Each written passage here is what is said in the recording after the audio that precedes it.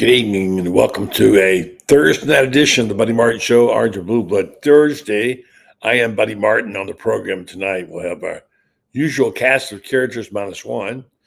Ben Troupe will be along shortly to give us his thoughts on homecoming and the 84 team being celebrated. Also tonight, we'll have our legendary veteran writer, Franz, who actually covered the 84 team. Can tell us a lot about that. He'll be joining us, and then we'll be in place of Lauren Meadows, although Lauren may join us later. We're going to have our friend Rob Browne from Sideline, SEC Sideline. So it's going to be a good show. I know you got a good baseball game tonight, but come along and join us. Let's talk a little ball. The question being, how long do you support a coach that's losing? Well, you know what that's about. So we'll be here for the next hour, and the floor is yours. Buddy Martin, call him up and tell him what you're thinking, but be kind because he's doing the best he can. Better, stronger, faster. Mama says that alligators are ornery because they got all them teeth but no toothbrush. Hey, what if the voice calls while you're gone? Take a message. Bye. You ready, champ? I'm ready for this my whole life. I'm incapable of small talk. But that's why you love me, right? Kind of intimidating to be in the presence of so many great athletes.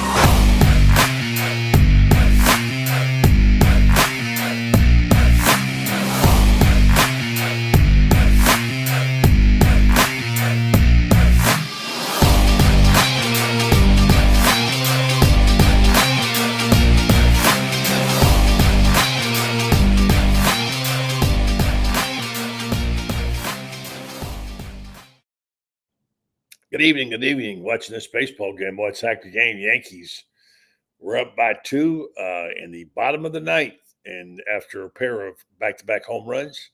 And then, lo and behold, a 2-run homer by the rookie from Cleveland. It's 5-all at the end of 9. So I know you're watching. Some of you are watching that. So if you are, update us. We can't watch it. Good evening to you out there, folks. Thanks for joining the program tonight. And first one in tonight's Tommy Seal. Tommy Seal, good evening. Go Gators beat Kentucky. Yeah, it's that time again. And can they beat Kentucky? They're underdogs. I think 15 points is the last I heard. If you hear any other lines, put them in there. And then we'll see where it goes from there. Of course, this is the first game this year without a quarterback who led his team from oblivion, and who'll ever forget what he did. We'll be talking more about that situation tonight and whether or not the young rookie coming in can get the job done. I think he can, but boy, it's a little different now that Mertz is gone and Lagway's got the thing all to himself and no backup. So will it affect his play? I don't know. What do you think? Give us your thoughts here online. We always love hearing from you.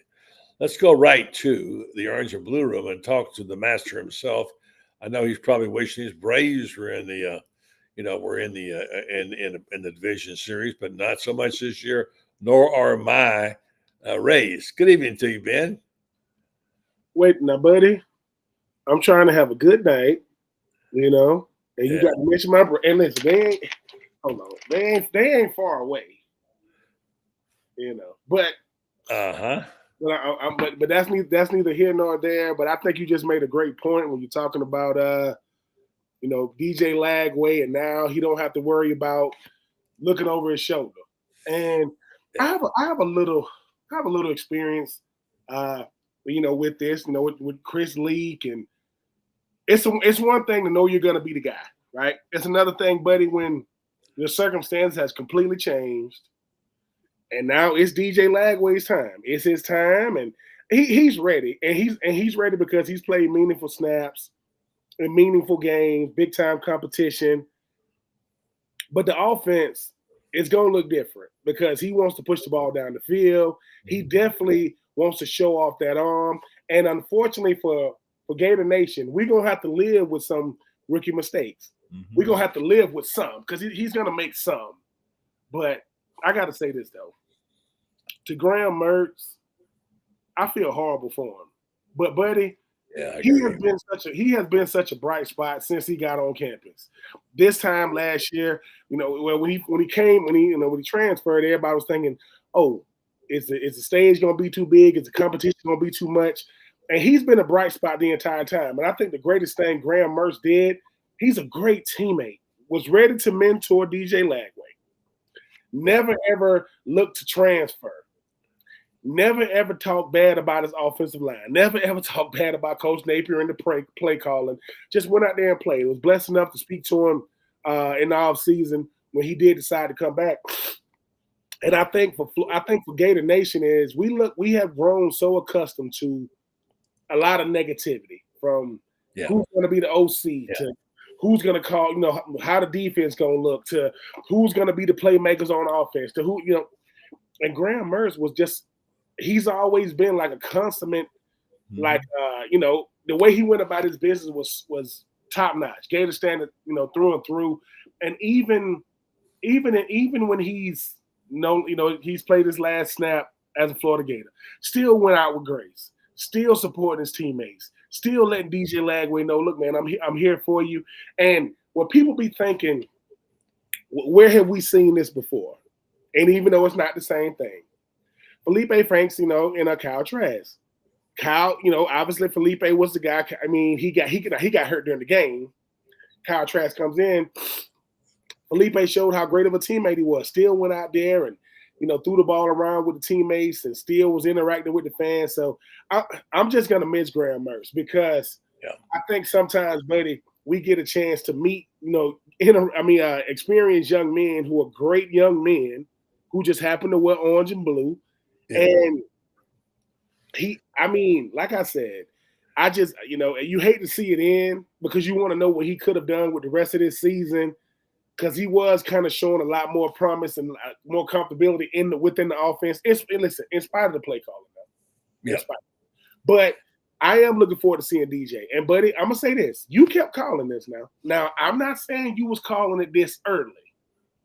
But when DJ Lagway came in, no matter what you said, look, man, this young man, I'm looking forward to seeing him get out there. You knew he was going to play some this season.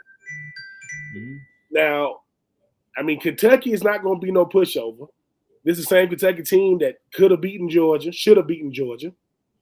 But Kentucky is coming off, a loss against, Vanderbilt and things of that nature. But I think for DJ Lagway, if I'm in his ear, I'm telling him the same thing. I think he's 19. Chris Leak was 18. I'm telling him the same thing I told Chris Leak. I'm saying, hey, man, you know what I want you to do? He was like, well, I want you to be yourself. See, you get all this stuff in your ear, buddy. You got to do this. You got to do that. Listen, with all the positions in football, nothing is more important than that QB position.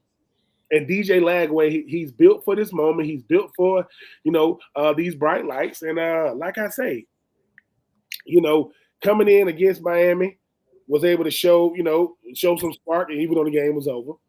Got through the game, through the touchdown that tied the game against Tennessee.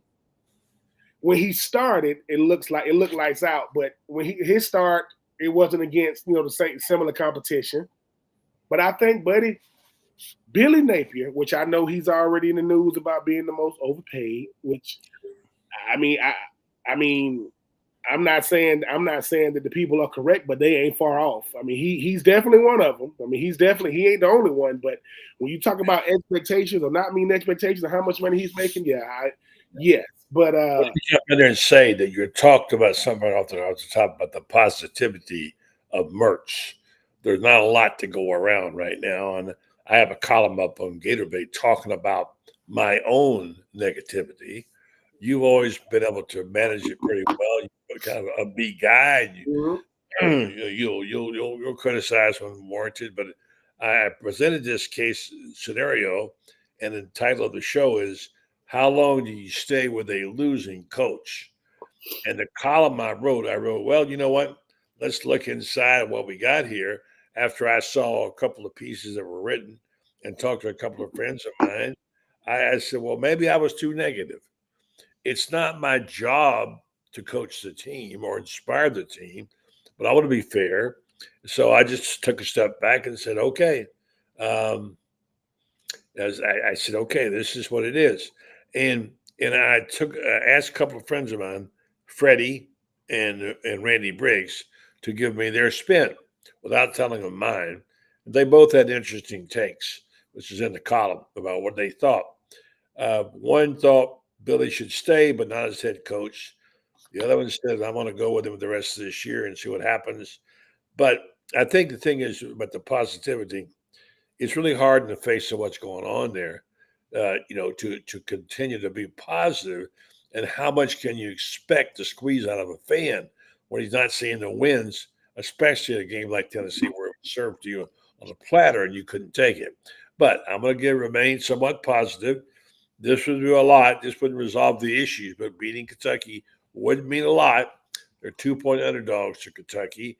I think they'd be even if it wasn't to the injury from Mertz, in my opinion. That's what I think. But so then having said that, you mentioned also the proper credit for people who done things. And I want to go back to the 84 team who's being recognized this weekend. Franz will be along later. He covered that team. I was not living here at the time. But I heard from those guys. They did a lot of great things. Never got a chance to show it. They actually won a national championship, believe it or not. New York Times, and it was taken away from them. And they won a conference championship, taken away from them. So, but even Napier said yesterday, they put Florida on the map in that regard. And you know the story of that. So, anyway, so it's a good week, homecoming weekend. It's a good time to maybe heal some wounds. Get some of these guys in there who played in '84. Show a little love. Galen Hall's going to be here, I read, too. So it'd be good to see that happen. And let's just roll it out there and see what happens and see what kind of player Lagway is, because this is going to be a big stepping stone for the young man to go out there without a backup. Mm-hmm. He's not a terribly physical player, but he's not afraid to take the ball. And the question is, would you encourage him to maybe back off of that? Not do so many of the read options, I don't know. But this team needs anything it can get right now. And certainly a win over Kentucky would help a lot. Still don't see a pathway for Billy to be able to keep the job, but I could be wrong. I've been wrong before. And so I think the best case scenario is for him to stay right now until they don't have a good interim coach. And then by the time it gets to the end of the year, they'll be able to sort out his deal and hopefully identify one or two coaching prospects. I haven't heard a lot of talk about the Indiana coach, etc. I'm not seeing any evidence, although Lane losing 2 games could change the situation. So that's what we're going to talk about. So let's do this. Let's go ahead and do our commercial. And we've got Rob Browne standing by. We've got Franz Beard coming aboard. By the way, shout out to Franz, who's got 2 ill parents. He's been dealing with a lot of problems there, and he needs all the prayers, thoughts, and prayers for them as he deals with some tough issues. So appreciate him coming on tonight.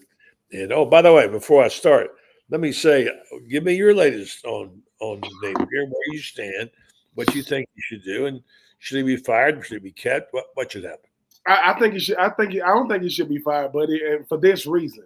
The thing about Florida that everybody's talking about, well, just get rid of Billy. And what if Lane Kiffin says no? And I see everybody talking about the head coach from Indiana, even though he's great. He's a media darling right now. But the reason why Lane Kiffin would potentially say no is because they can see Ole Miss ain't Florida. Penn State ain't Florida. And these coaches know, hey, man, my coaching resume, no matter what I've done up to this point, you put it to the side because this is Florida. Now, whoever we get are going to demand top dollar. You're talking about $8-9 million a year coach, depending on what his resume is. But I think you keep Billy Napier as long as you can, because the longer you keep him, the more opportunity you get to go out there and see who's going to be. Because like we say, but it was, who will be the interim? You got some good candidates, right? But I think DJ Lagway. I don't know that they do have any good candidates. Coach Gonzalez, maybe. But that's the thing about the coaching roster. It's too many maybes on the coaching roster to say, okay, if Coach Billy Napier is replaced, who do we replace him with? I do think DJ Lagway gives him another, 2 or 3 games. because you want to see what DJ Lagway is going to do, how he's going to look. But I just think the thing about Florida, what makes it now, Lane Kiffin not meeting expectations in Ole Miss definitely makes him more attractive to potentially come to Florida if that does happen. And buddy, let me tell you something. All eyes going to be on Gainesville when Ole Miss come down here. Because Ole Miss, I don't know how many. If they still got 2 losses, I don't think Ole Miss is going to Atlanta this year. I just don't. And this was supposed to be the year. Could, but didn't look that way. They lost the game.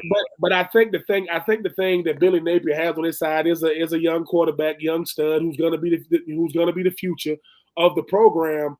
But I think DJ Lagway makes it more more possible to get the coach that you want now. Because I had Shane Matthews, excuse me for interrupting you, and I were talking about this on Monday, and he said, "Well, buddy, you don't know who the coach coming in is, and if he won't DJ Lagway."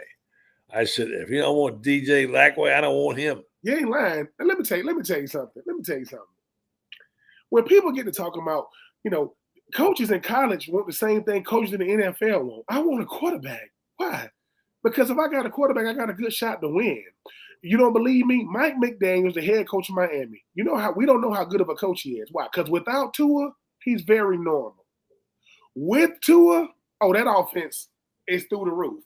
DJ Lagway is a guy that I would think anybody would go, because he picked Florida. He had everybody wanting him. Yeah. Every single team wanted DJ Lagway. So I agree with you, buddy. If you don't want DJ Lagway, we don't want you. You can't call plays, and we don't want you wasting this young man's talent. Because, like I say, but I do think. But to answer your question, I do think we keep him for now. But buddy, with this gauntlet that's headed our way, Georgia, Tennessee, LSU, Ole Miss. Yeah, we gonna learn. We gonna see real quick, because while DJ Lagway is a good scapegoat because he's young, he can't save you. He will not save Billy Napier. So hey, man, but I do think it makes things less harder on Scott Strickland, because the jury is still out on Scott Strickland as to is he good enough to even get a coach? Right. The jury's still out on him as well. So we'll see. Sure. We're going to go here in a minute and take a break, and we're going to come back. We're talking about the 84 Gators. And I know Rob is standing by too, but we're going to have, let's see. No, he's not here yet. That's Brendan. So we'll figure that out. But we're going to have, at some point, we're going to have Franz on to talk about this team. Let's take that break right now. And when I come back, I want you to say clearly what you favor in terms of the coaching change, when, who, and what. All right? Ben Troupe coming to you. 84 Reasons podcast. Check it out if you get a chance. All right. I wanted to be sure to tell you folks about our good friends at Meldon Law. They've been with us a long time. They do terrific things. They're the official law partner of the University of Florida. And they also have some great giveaways. If you don't know about it, go to their Facebook page and check them out. You can win some trips, you win tickets, and they're very generous with those things. So I encourage you, if you're interested in those, give a call or give a shot. And by the way, if you need law, you might want to consider that. I'm very happy in my case with the situation I came to a head, and I called Jeffrey, and he fixed me up, and I'm very pleased with the result we got so far on our case. And so he knows a lot of people. He knows the lawyers. If he doesn't want to take it himself and someone can do it better, he'll give you someone who's more of an expert in that field. So Meldon Law, he can carry our partners there. And so I encourage you to go see him. He's a guy that does a lot of great things for the University of Florida, and he bleeds orange and blue. So let's do this. I think Brendan's online. Are you there, Brendan? If not, okay. Ben, give me your official feelings about, we'll bring in Rob here too. Your official feelings about what you, there's Franz. Okay, there he is. All right, there's Rob too. All right, good. I guess this is what we're doing. Good to know. All right, guys, good evening to both of you. Good evening. Hey. Franz, this is your time, buddy. All the guys you covered back in the day are coming to town. There's going to be some kind of special ceremony. And I guess Mr. Two Bits will be John L. Williams, I understand. Yeah. And I know you're very happy about this team being honored because you know him pretty well and you think it's long overdue. Well, it is. That was the best team in America, period. And there was no question. There wasn't a team in the country that, if they had played a game after December 1, there isn't a team in the country that could have stayed within 2 touchdowns of them. They beat Georgia like oh gosh, that was such a wonderful beatdown. And of course, Georgia responds by Vincent Dooley leading the pack to strip Florida of the SEC championship it won, and preventing the Gators from winning it the next year. And then, of course, Vincent Dooley also led the pack, along with Tennessee, of course, both times, to make sure that Spurrier's 1990 team was ineligible to win the SEC championship. I have nothing but contempt for those 2 schools. And, far as I'm concerned, the greatest fantasy of mine is that somebody would get to either against Georgia or Tennessee, and they score to make it 99-0. They go for 2 and then kick one side, throw a Hail Mary, and get it on the last play. That would be that, yeah. I know you other don't. than that, fine. I don't hear The your 84 team, revenge. though, was special. It was an NFL team. You look at that offensive line, and people say, "Well, they weren't very big." Well, they were big for the time, And trust me, they would have been equally big for this time. Was that the Great Wall? Yes, it was. Who were those guys? Lomas Browne. Yeah. Lomas Browne and Scott Trimble, Billy Henson, and Jeff Zimmerman at the guards, Phil Bromley at center, Crawford Kerr also. There was a 6-man rotation, and they just, oh gosh, the beatdown they gave Georgia that year, 27-3, was just, it was righteous. That was the game that Kerwin Bell throws to Ricky Nattiel for 94 yards. And that was following this unbelievable goal line stand. Georgia gets the ball to start the third quarter. They're down 17-0 at the half. And everybody is, all the Georgia people are smug. We've been down before, they all remember 4th and dumb when they were way down, and they scored at the end of the half, then scored to start the third quarter. They get down to the Florida 3, 1st and goal, and it wound up 4th and goal, and they got stuffed at the 5. And on the next one play later, Kerwin throws to Ricky Nattiel down the sideline, the east sideline of the old Gator Bowl, and it was righteous. But right after that play, I have never seen Georgia fans leaving in droves like that, except for one other time, and that was when Urban beat him 49-10, and that was the infamous timeout game, 3 timeouts in the last 5 minutes and the last 2 minutes game. But we had you to call it. So, but it was an NFL team. It was. A lot of those guys played a long time in the NFL. Well, you look at the wide receivers. Ray McDonald plays in the NFL. Frankie Hayes, Ricky Nattiel plays in there. What was the other guy that they had? Gary Roll, who's Dr. Gary Roll now, plays in the NFL. Yeah. The defense, Alonzo Johnson, Tim Newton, etc. Crawford Kerr had a great career. Yeah, Crawford Kerr did. Jeff Zimmerman had a great career with the Cowboys. Two really good offensive. Lomas Browne. 3 greats. Those are 3 all-pro players right there. Yeah, absolutely. And Lomas Browne, to every single day of the year, exudes what it's like to be a Gator. 3 running backs in the backfield. Lorenzo Hampton, Neil Anderson, John L. Williams, all 3 first-round draft picks. And Kerwin played like 15 years of pro football. He was an MVP of the Canadian League 2 or 3 times. Yeah. And ended up playing in some in the NFL too. So I was happy for him. The throw-in Mayoan, a walk-on from Mayo. And let me, I know it's early, but let me tell one quick story that's so funny. Charlie Pell, in the first game, they were going to play Miami. Kerwin has become the starting quarterback because Dale Dormany tore up his knee in practice.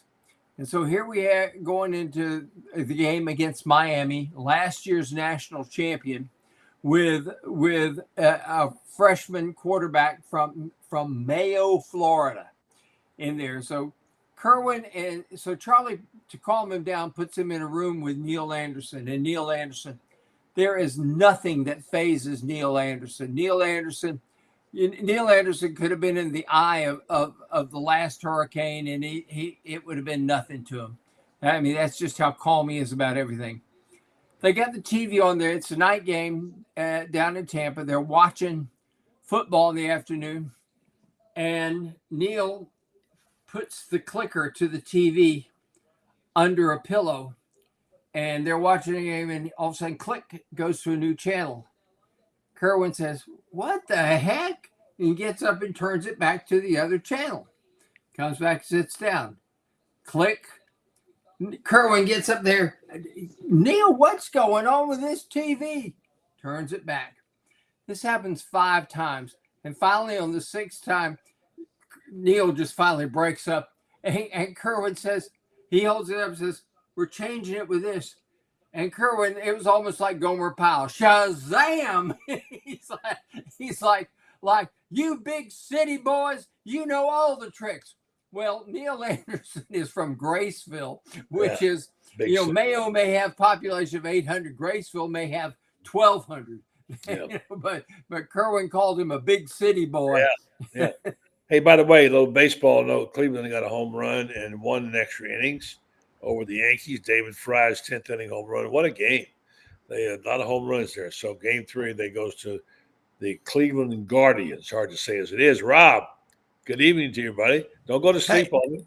And I'm not. I'm actually just remembering. I remember that '84 Florida team. They were as good as y'all were talking about. I mean, they beat Georgia 27-0, beat Auburn 24-3, tied LSU and lost to Miami in that damn early game. But in '85, they got back to number 1. Remember the day Iowa lost that big game in the Big Ten, and I remember they were playing Auburn, and Ricky Nattiel, like in '85 and '86, made crucial catches in the corner of the end zone. He was great at catching the fade route. And in '86, Kerwin Bell was injured, I think in the LSU game, wasn't he, guys? And they said, his knee was injured. And I said, "I'll guarantee you a sack full of crystals. That guy will be out there on one leg when they play Auburn." And y'all remember that Auburn game in '86? Yeah. Auburn's up like 17-0 or 17-3 and loses 18-17. Yep. And Pat Dye, after the '84 Iron Bowl, when Robert McGinney from Jupiter Beach, Florida, the walk-on kicker that wore those birth control glasses, he cut him from the team. He sat out in '85, came back to Florida in '86, and kicked the winning points to beat Auburn 18-17 in '86. I was at that game.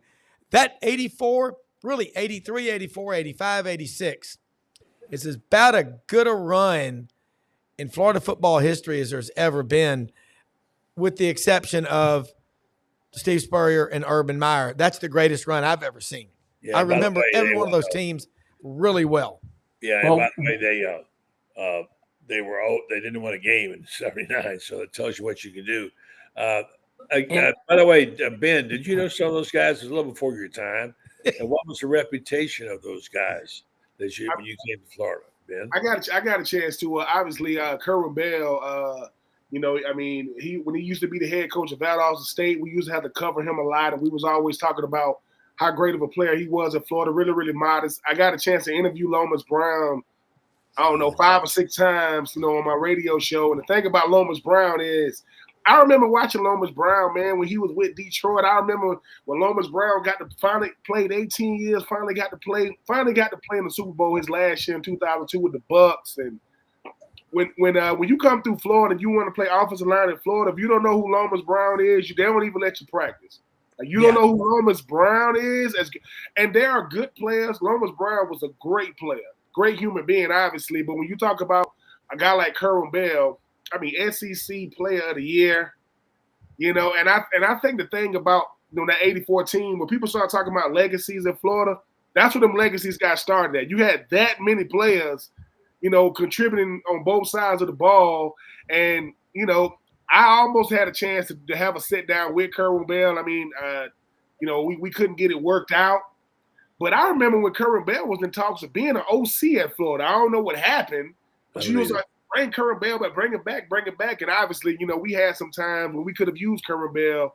When you talk about the Muschamp era, when you talk about the McElwain era, I mean, he couldn't have did anything worse than what was going on here. But I think I saw Chris Doering was talking about it, on his on X. He was like, he said that was his hero. He said that's what really showed him what playing in Florida is. But I think too, that '84 team, it's almost they're so good to where that's how good you could be, but they're almost like not even real, because they had players everywhere. So when you think about Coach Spurrier and what he did when he was here, he wanted to make his teams look like that. Probably didn't play like that, but I want them to look like. I want to have an SEC Player of the Year candidate at the quarterback position. I want to have bookend tackles. I want to have listen. When I was at Florida, our running backs were Ernest Graham, Robert Gillespie. You talk about Theatric Faison, Deshaun Wynn. Our tackles, Mike Peterson. Then you start talking about Max Starks. You start talking about the quarterback position. Rex. And then you start talking about Chris Leak and so on and so forth. So if you don't think that the best teams ever come through a school, you ain't trying to emulate that. That because if I could get the team, I probably can get the success. Now it usually don't go that way, but shout out to those '84 Gators, man, because I think sometimes when you start, it's hard to be the first. It really, really is, and that's where the legacy did get started. And like I say, Kerwin Bell, every time when he was at Valdosta State, they run that wide open offense. And they used to ask them, just jokingly, man, how do you know how to pick quarterbacks? I think I got an eye for him. I think I know what a quarterback looks like and how he should deliver the football. But I'm happy for him, because I think that no matter what any player says, you want to be remembered for your time at your school. You just do, whether you want a championship or you want it to be a team thing, not an individual thing. While it's great to go into the Florida Athletic Hall of Fame, it's nothing like saying, when I take my kids, I took my daughter, at Florida, we see the 2000 SEC champion. And I'm like, she said, Daddy, that's you. I'm like, yeah. Daddy's only sweating because I was celebrating. I didn't really get on the field that day, but I am in the picture. So my claim to fame is, I won the SEC championship, Coach Spurrier's last one. But you want your team to be remembered for their contribution to what Florida is. But legacy, sure. But listen, Urban Meyer, Coach Spurrier, I don't care who you are. Without the '84 Gators, I don't know what the legacy would have been, because Coach Spurrier coming in saying, all right, I know what the barometer is. As a player, I did it. Now I know as a coach what it looks like. And like I said, Lomas Browne is about as humble as it comes. I mean, when you talk to him, but incredible football player. I mean, that's when Florida was pulling all the players from Miami. That's what they were just pulling them from South Florida. But shout out to him. By the way, I gotta say something, and Rob can vouch for this too. In the 1983 Florida-Auburn game, 57 guys on the field during that game who played at least 1 year in the National Football League. Yep. 57 of them. A record that has never been broken. Nobody's even come close to that. Yeah. I was just now scanning the '83 team. On defense, Tony Lilly, Bruce Vaughn, Randy Clark, Wilbur Marshall, Vito McKeever, Ricky Eastman, Mark Korf, Patrick Miller, Roger Sibbald. That's just on defense. They all played in the National Football League. Offense, Neil Anderson, Lorenzo Hampton, John L. Williams, Wayne Peace, Ray Criswell, Dwayne Dixon, Broughton Lang, Ricky Natil, Gary Roll, Ray McDonald, Frankie Neal all played in the National Football League. That's just some of the guys. That does not include the offensive linemen or the defensive linemen. Yeah. Sorry about Franz getting frozen there a couple of times. I think there's problems with Cox up in Gainesville. But anyway, we'll persevere. I just want to get back to a point about talking about one thing on Kerwin. And since you were there to see it, and I want to go into the modern era. I want to do a quick shout out to our sponsors.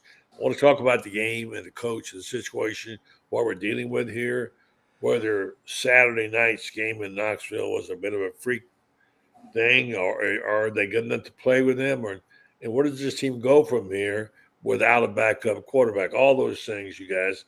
But let's take it. First of all, let me tell you about TitanMRI.com. They're a company you should know about if you live in North Central Florida. They give you a terrific opportunity to have an MRI like you never had one before. First of all, they personalize it. If you'd like to come in during the week, after hours, they'll make an appointment for you. Anytime, weekends, whatever. They also want you to know that they keep in mind your discomfort with going to a place like that when you got to get in one of those cages and have an MRI. They do their very best to make you feel comfortable. They're aware of the fact that not everybody handles it as well. They don't want you to be claustrophobic, and they do that. And lastly, if you have an issue about your insurance, when you need our MRI, it's because you have to have it, and they will take cash your card, and they're very reasonable. So if you need an MRI, you should check out TitanMRI.com and go see them, and they will take care of your needs. Okay, guys, we know the subject of the hour is going to be, obviously, it's going to be how long does Billy last? I had a tease, as they call it, on the show before it started. Like, how long should you stay with your coach when he's losing? And is it incumbent upon everybody? And Franz, we consider ourselves a journalist fan in that regard. We try to separate the two, but are we all fans? All trying to get to the same place. It's not our job to coach the team or whatever, but it's getting about time to evaluate, because today, USA Today has a story saying that they voted on the coach who was most overpaid, and it was Billy Napier. How long can this go on, guys? Well, if he loses Saturday night, there's going to be enormous pressure for him to be gone on Monday, particularly with an open date. Ideally, if you're going to change coaches during this season, the open date week is the ideal time to do it, because you can get guys in and so forth like this. There's a complicating matter, though, and that is, if your coach gets fired during the season, you can opt out the rest of the season, and it's considered the same as a redshirt year. You can play 10 games. They fire the coach before the 12th game, and you get the equivalent of a redshirt year playing 10 games. That's how I understand it. May be wrong on there, but that's how it was explained to me. And it's, I don't like this opt-out thing. I've written about it, and I've said, what the way to deal with that is say, if you opt out during the season, you sit out a year next year, period. I believe that that players should, I think they need to adopt a rule. You got 5 years. You can play all 5 years, or if you get hurt 4 and you only play 1, you still only get 5 years. There's nothing else. You get 5. But that would stop a lot of the transferring too. Particularly if you say, okay, if you don't have a 2.5 and you transfer, you sit out a year. And if guys only have 5 years and they're not going to get 6 or a red shirt or all this other stuff, trust me, guys would take advantage of it. But you got this situation hanging over, and I don't know, buddy. I don't know how that's going to affect what Florida does. I know the pressure is going to be enormous if he doesn't beat Kentucky. Fortunately for him, I believe Florida will beat Kentucky. Kentucky's offense is the worst in the SEC. They have a fine defense, but we've seen a lot of good defensive teams come to the Swamp, and the noise and the atmosphere and everything like that make it so difficult for them. I think Florida can win this game. Yeah. All right, Rob. I'm getting a feeling more and more. I don't have any information. I'm just getting a feeling they're not going to do anything unless Billy just completely gets clobbered 3 games in a row. They're going to keep it just like it is, hold it together, have an interim by the end of the year, and tell the recruits, stay. We're going to get the coach come in and re-recruit them all. In my opinion, that's what I think will happen. I also heard a little bit of interesting information today from a great source. I don't know how this will play out or impact Napier's situation.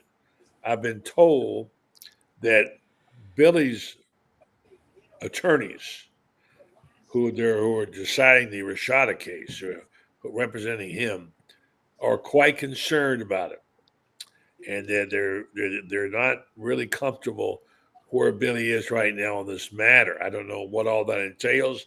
I do know it's authentic. I do know their information is real. So I could see, guys, Franz, you would know a little bit of this. I could see at some point, if it got down to the fact where they wanted to cut the cord with Billy, and they had evidence to say that Billy was complicit in some way on Rashada, and that he would be exposed, them striking a deal with Napier to take less money, and for the buyout, and then take his money and get out of there, get out of Dodge, and close that lawsuit. That would be my idea, that Florida could leverage Billy that way. I don't know. Does it make sense, friends? It makes perfect sense, buddy. I wrote about that about 3-4 weeks ago, saying that the Rashada case could do it, because if there are NCAA violations involved in there, would Florida do what Tennessee did? Tennessee, basically, nobody would have caught them for Jeremy Pruitt. They had this thing so carefully concealed. Only a few people knew about it, and a few of these people wanted to get rid of Jeremy Pruitt, so they threw him under the bus, and then all of a sudden the school goes, "Oh my God, what has been going on at our little old school could be a terrible thing." And Jeremy Pruitt got, I think, 114 years of show cause on that thing for all over $60,000 of spreading it around, which is basically, that's about 1/4 of what it cost Georgia to get Herschel Walker back in the day. But there is a way to do, they could do this. And one of the things they may say is, okay, Billy, you voluntarily step down and say, look, I've done the best I can, and I know this, and I'll voluntarily step down. Instead of paying him $26 million, they say, okay, we'll give you 10. And that's it. And now you got to remember something. It's going to cost them $50 million to get a new coach. Any way you look at it, buddy, it's going to cost them $50 million to get a new coach. So if you pay Billy 26, and you got to pay his staff and all the other people that are there, and I understand that's $14 million. That's what I understand. They're 2-year contracts, yeah.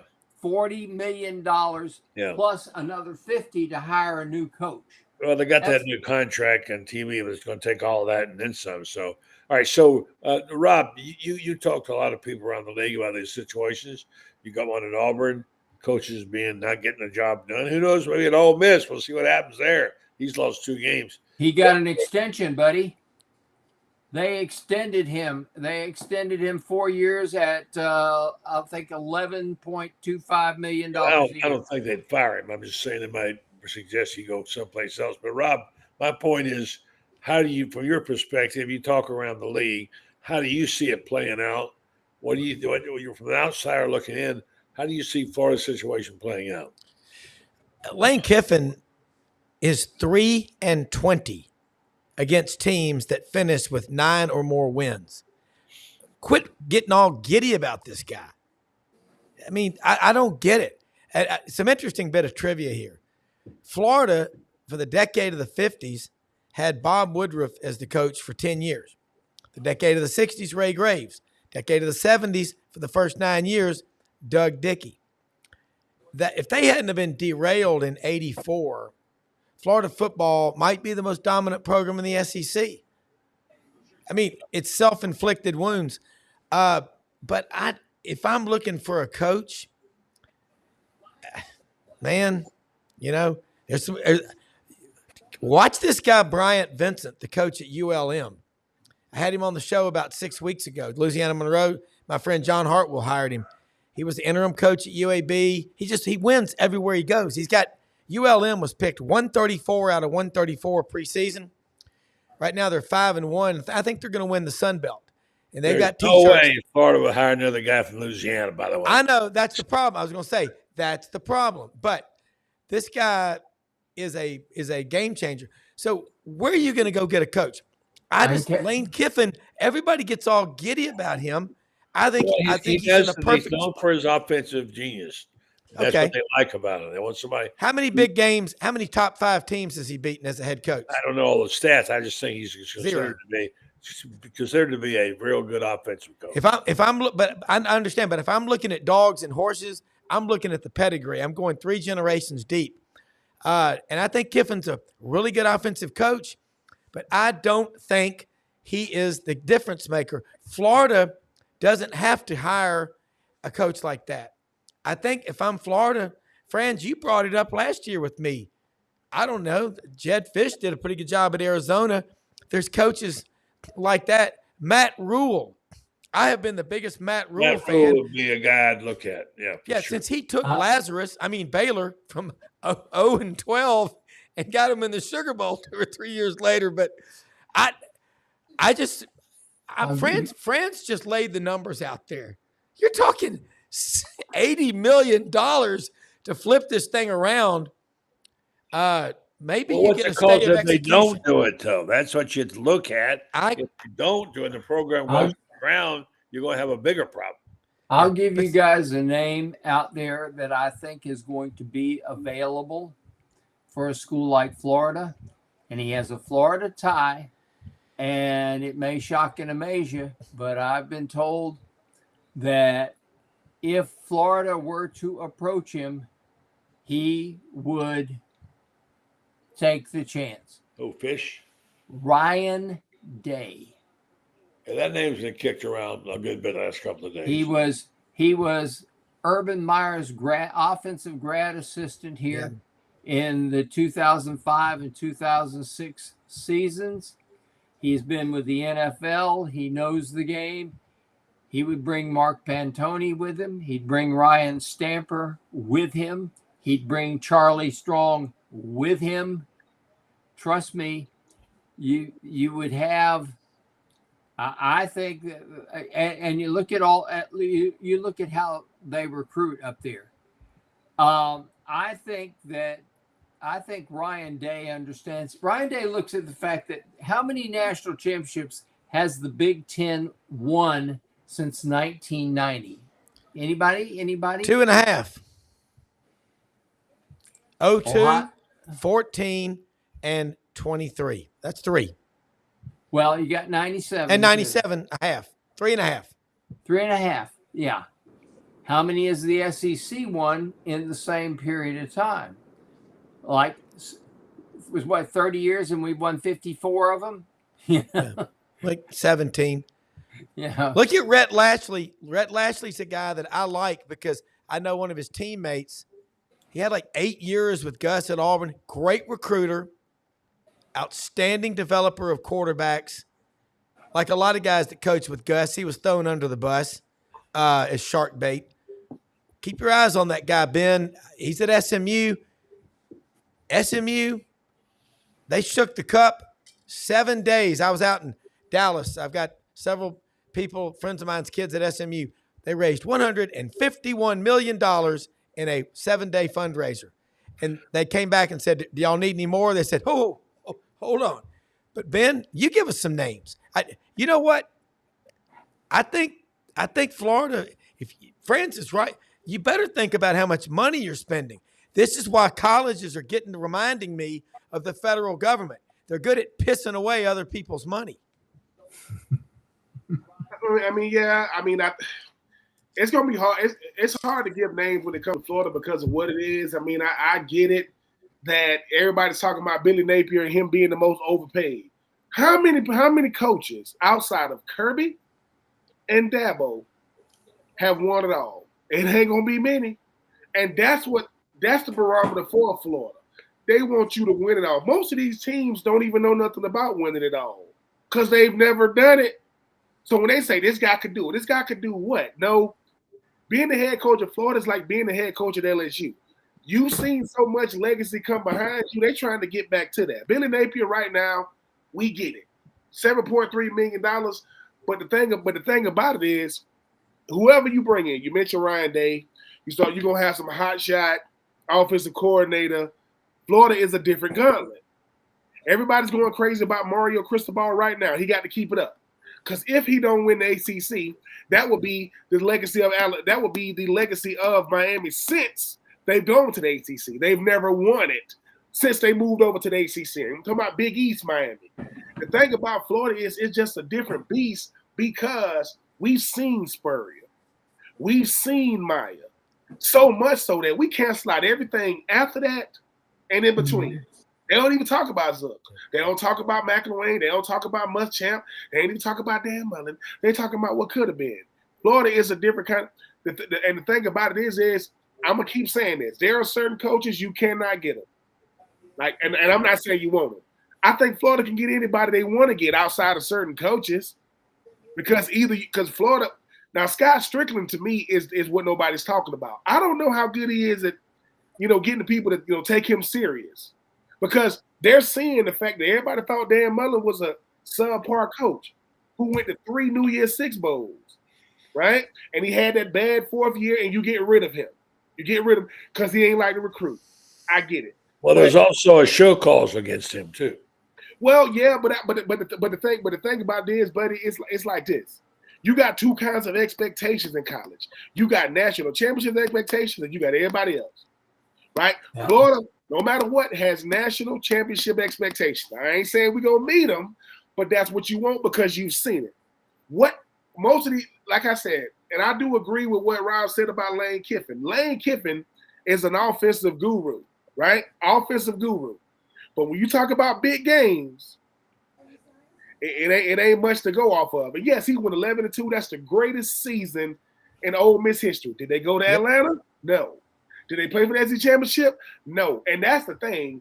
The same thing that everybody think that Billy Napier can't do. You bring the next coach in, and he can't do it. Then what? It's gonna cost a lot of money. One, because Florida gonna play a lot of money. I mean, if Billy Napier got 7.3, the next guy gonna want 10, 9 at least. I mean, Coach Stoops up there at Kentucky's getting paid $9 million. Now he's earned it if you look at the expectations at Kentucky. But I just think that for Florida right now, you put yourself in a pickle because I just think that Billy Napier is really showing everybody else how hard it is to win in Florida. Ask Hugh Freeze going on right now at Auburn how hard it is. It is extremely difficult because the expectation is, hey man, we want to win it all. We don't want to win games because if Billy Napier won 9 games, you know what they're going to say? Can't win 10. If you win 10, can't win 11. That's the barometer. That's the barometer. So I believe that Ryan Day would be a good candidate, but Ryan Day has never won a natty. He's won the Big 12 the first 2 years he was there. Since then, he can't beat Michigan, can't beat Oregon. So I don't know. And like I say, that's with Texas and Oklahoma and LSU and Georgia and all these teams, you ain't going to get no relief. So a good year in the SEC might mean you go to a bowl game. You won't even get to go to the SEC championship. You can go 11-2. So I don't know who we're going to get, but I do think we can get our pick of the litter. I've heard Coach Franklin. Listen, that head coach of Indiana, we better not get him. Now, he's great for TV now. He's great for TV. And I love 63 years old. He's no spring chicken. Listen, at the end of the day, Florida need to go out with an expectation to get who we want, not who says yes. You don't. Florida. Ain't no who said no. This is who we targeting. This is who we going after. And your number 1, number 2, and number 3 all got to be top tier. And but until that happens, DJ Lagway is going to be the greatest selling point you got. That kid, if you don't want to coach him, you don't like football, and you don't deserve to coach football. Because I think that kid's going to have a lot of people banging down Florida's door to want to coach him. Yeah, all right, let me get this in here for the top. I think we've got Lauren out there. He's picturing. Are you there, Lauren? Yeah, I'm here. All right, you want to get a quick word in? You want to jump in for a minute? Just talking about the head coach, I just think that I agree with pretty much what everybody said. I mean, it's going to be a lot of suitors for the job, and I agree. I was going to say what Ben was going to say.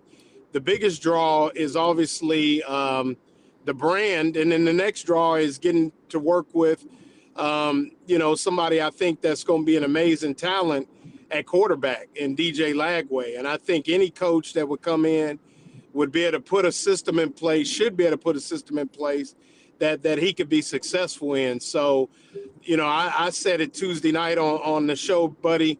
I'm not sure they're going to get rid of Napier. People I talk to say it's already a done deal, but I just caution our listeners. I'm not sure, depending on how the season goes, that he's not here for the 2025 season. All right, in the remaining time, we're going to give everybody, you got the money in the bank. You're going to hire a coach tonight. We're going to start with you, Lauren, go around the horn. Who are you going to hire? You got within reason, let's say you got $10, $12 million. Who are you going to hire? 10, 12 million. Give me James Franklin. All right. Rob? Give me Rhett Lashley. Okay. Franz? Give me Ryan Day or James Franklin. And right now, I would probably, as much as I would love that concept of Ryan Day and bringing in the people, here's the thing I will say. You put James Franklin, who is as articulate as it comes. You put him in the home of some mama out there who's raising 3 kids on her own, and he comes in there and talks about his own story, and says, "I'll make sure your boy leaves here with a college degree," because his record for graduation at Penn State is like second to none. And you put him in living rooms there, and you're going to see Florida recruit like nobody's ever recruited here, except maybe Urban Meyer. I think you probably need about, let's see, what's 12 million times 5, 60 million for him. Again, anyway, he has no a $2 million buyout. Yeah, gotcha. Last word from Ben. Ben, you got your choice now. Get who you want. I'll give James Franklin 1. If I can't get James Franklin, I think I'll give Dan Lanning a call. Dan Lanning, okay. Well, clearly we don't have a real candidate in mind. I'm still sticking. You got to beat Lane Kiffin in my book to show me that you can beat him, and he's the guy, in my opinion. Now, we don't know what will happen. But anyway, as we sit here right now, it looks like we're going to have 6 more weeks of Billy Napier, and then they'll be looking for a new coach at the end of the year, I think. So, all right, guys. Groundhog saw his shadow Day tomorrow that he comes out and gets a win. He sees his shadow, and we get 6 more weeks of Napier football. That's what's It's the shadow. I'm not sure he gets fired, guys. I'm telling you, I really don't believe that's etched in stone. Well, we'll see. Franz was that way too until about last week, and then he said he's had enough. So we'll see. All right, guys. Good job, everybody. Appreciate it very much. Great show. Thanks, Rob, for filling in for Lauren. Lauren, I hope you get back safely. And Ben, good talking to you. And Francis, all the best to you, buddy. Thank you. Thanks, guys. See y'all in the morning. Thanks. Rob, if you're still there, who you got on tomorrow morning? Got a great one lined up, man. We got the college football SEC roundtable. Frank Duffy, Doug Dean, former Tennessee All-SEC defensive lineman Dan Williams, first-round NFL draft pick.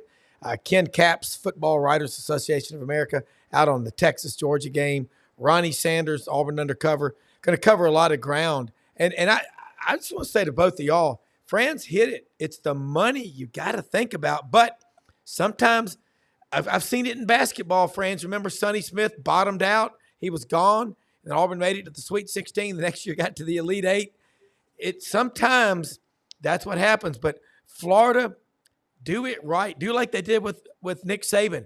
They told Mal Moore, don't come back without him. Talking about Nick Saban. He stalked him for 3 days outside of his house. I mean, it's a great story. Florida deserves better. They can get better. So see what happens with Billy Napier. I'm with you. We hadn't fired a coach. We can't fire a coach, but I just seeing Florida and Auburn both spinning their wheels right now is tough, but it's always darkest before dawn. I've learned that over time. All right, Rob, thanks very much. You And bet. Francis, have a good weekend, and I know you'll have fun mingling with your 84 buds, and all the best to you, friend. All right, you take care. Thanks. All right, folks. Let me just go out by saying, how much I appreciate your support, and the people who follow this show. You've been great. My thanks to all of you. And we've got one more person to thank. Our sponsors. They're such special people. We save them till last because we've known them a long time. They support this program.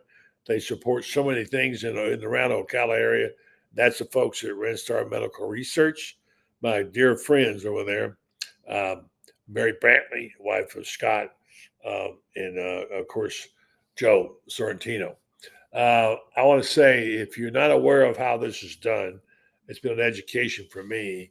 It's important to get data on your health and get it in a place where people can utilize it and provide prescriptions and things where they need it the most. And they do this by having these clinical trials.